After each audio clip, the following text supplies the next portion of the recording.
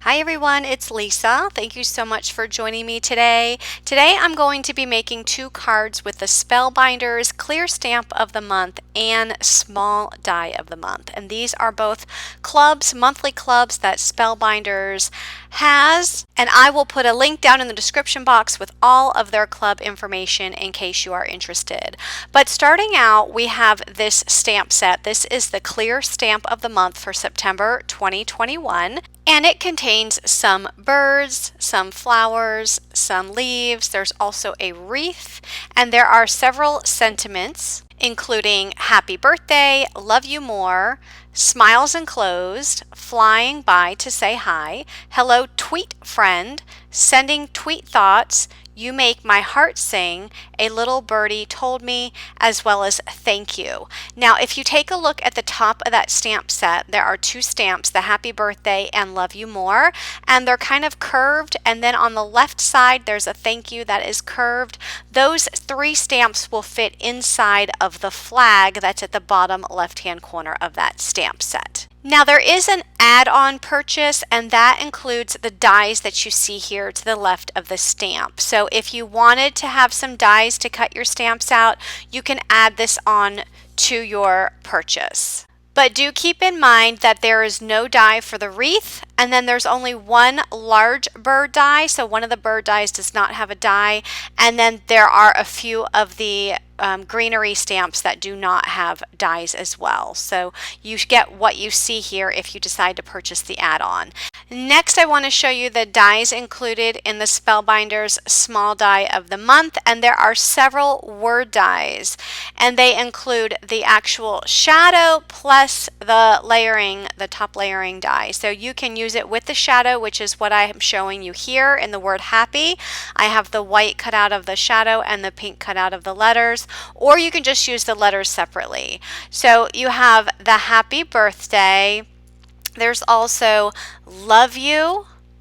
You can also say for you. And then you can also say thank you. There is also a die for the word to, and there's a die for the word hello. So you get several word dies included in the Small Die of the Month from Spellbinders, and there's also included these two flower dies, and then you have the die for the leaves. I did not die cut these out, but you can see what they look like here. For my first card, I am only going to be using the stamp set, and I stamped out all of my images onto some Bristol Smooth cardstock using an archival black ink, because I am going to use my Zig Clean Color Real Brush pens, which are watercolor pens, to color up these images. So the colors that I'm using for the yellow, I'm actually using three colors for the yellow, and it is the bright yellow as my darkest color, and then the yellow, which is my medium shade, and the lemon yellow, which is the lightest shade. And I'm also going to be using the blender. So you can use the Zig Real Brush pens with water. So if you have a water brush or a paintbrush and just want to add water, you can use that to blend. But I like to use the blender pen just to blend out the colors, because then I don't have to worry about the water. And then for the pink, I'm using the Sugar Almond Pink and the blender. So just one color pink. And for the purple, I'm using English Lavender and the blender. So again, just one color there for the purple. And then for the green, I'm using light green and the blender as well. So I'm going to just color up all of these stamped images. Some of them I'm going to use on my first card, and then some I'm going to use on my second card. Keep in mind there is also a flag, which is similar to a banner. You saw that in the stamp set, which I did not stamp because I wasn't going to use that flag on this card. But that is an option. If you wanted to use the flag, you can color up the flag. You can stamp a sentiment inside. That's up to you. Next, I have a piece of white cardstock that I cut down to 3 3/4 inches by 5 inches, and I'm going to stamp the wreath towards the top of that cardstock. And then I'm going to stamp out a sentiment directly underneath that wreath. And my sentiment says, sending tweet thoughts.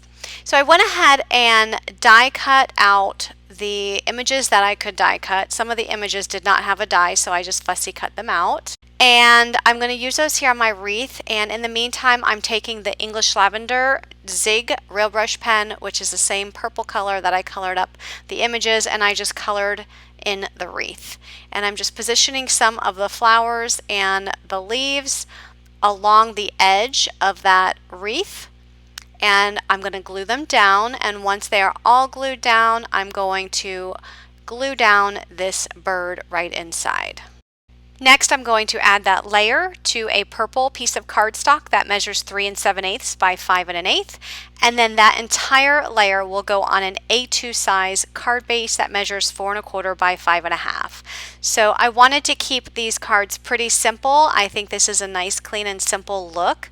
And the only other thing I'm doing here is just taking some silver gems and just placing them inside the center of each one of those flowers.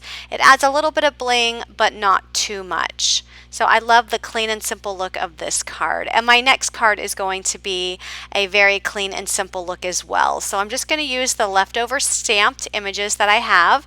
The only stamped image that I'm not using is the very small bird. I really didn't see a place to put that on any of my cards. So the white piece of cardstock is measured 5 by 3 3/4, and I did die cut the words happy birthday. You can use any of the sentiments that were in the word dies for your card. I did put double-sided adhesive tape on the back of the cardstock before running it through my die cut machine, just because those letters are so intricate.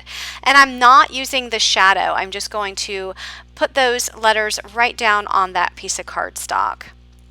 And then I'm just going to glue all of the little images down, and I'm just going to reposition that word happy just to make sure it's completely straight. And then I'm going to bring in some card layers. I have a pink and purple one to bring out the colors in the stamp.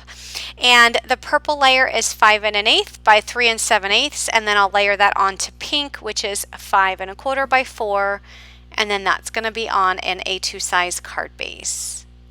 And then I'm going to bring in some of the silver gems and place them in the center of the flowers, and that will complete this card. So if you're interested in learning more about Spellbinders clubs, take a look at the link in the description box below, and I will have all card measurements and supplies also listed on my blog at lisamearsdesigns.com. As always, if you like this video, give it a thumbs up and be sure to subscribe for more card making tutorials. Thanks for watching and have a great day. Bye-bye.